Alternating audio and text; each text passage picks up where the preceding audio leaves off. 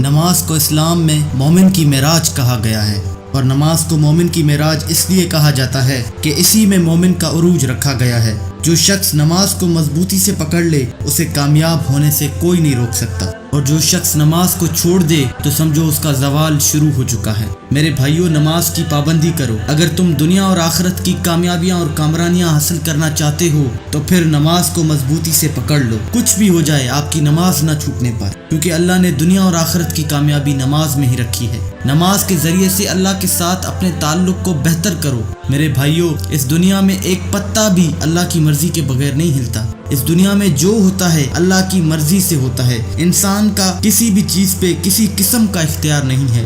انسان کسی چیز کو حاصل کرنے کے لیے کتنی بھی محنت کیوں نہ کر لے، کامیابی اللہ نے اپنے ہاتھ میں ہی رکھی ہے۔ تو میرے بھائیوں، جب ہم جانتے ہیں کہ اللہ کی مرضی کے بغیر کچھ بھی نہیں ہو سکتا، جب ہم جانتے ہیں کہ اللہ کی مرضی کے بغیر کسی بھی محاذ پر کامیابی ممکن نہیں ہے، چاہے وہ دنیا کا محاذ ہو یا پھر آخرت کا، تو پھر کیا ہمیں اپنے رب کے ساتھ اپنے تعلق کو مضبوط نہیں کرنا چاہیے؟ اگر ہم اپنی مشکلات کا حل چاہتے ہیں تو کیا وہ اللہ کی رضا کے بغیر ممکن ہے؟ نہیں ہے میرے بھائیوں۔ جب تک ہم اللہ کے ساتھ اپنا تعلق نہیں بنائیں گے، یوں ہی بھٹکتے رہیں گے، کامیابی کے پیچھے بھاگتے رہیں گے، لیکن کامیابی ہمارے ہاتھ نہیں آئے گی۔ اور میرے بھائیوں، نماز کو صرف ایک فرض کی طرح نہ دیکھو۔ نماز تو اللہ کے ساتھ ملاقات کا ایک موقع ہے۔ جب انسان کسی کے ساتھ محبت کرتا ہے تو وہ کیسے اس سے ملنے کے لیے تڑپتا ہے، اس کے ساتھ ملاقات کے لیے بے چین ہوتا ہے۔ ہر پل اس کے دل میں اس انسان کی طرف کھینچ محسوس ہوتی ہے، اور جب ملاقات کا وقت آتا ہے تو اس کے دل میں کیسے ہلچل مچی ہوتی ہے۔ اسی طرح ہم نماز کے وقت اللہ سے ملاقات کے لیے جا رہے ہوتے ہیں، لیکن میرے بھائیوں، نماز کے وقت کیا ہماری وہ کیفیت ہوتی ہے جو ایک عاشق کی اپنے محبوب سے ملاقات کے وقت ہوتی ہے؟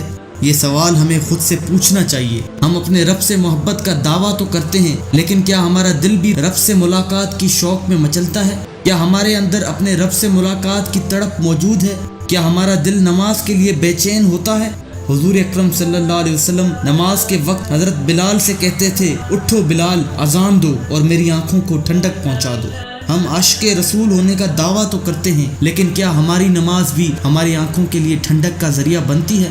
کیا ہمارے سجدے ہمارے لیے سرور اور لطف کا سبب بنتے ہیں؟ یہ سوال ہمیں خود سے پوچھنا چاہیے، اور اگر ان سوالوں کا جواب نہ میں ہو تو اس کا مطلب ہمارا اللہ اور اس کے رسول کے ساتھ تعلق کمزور ہے، اور اس تعلق کو بہتر بنانے کی ضرورت ہے۔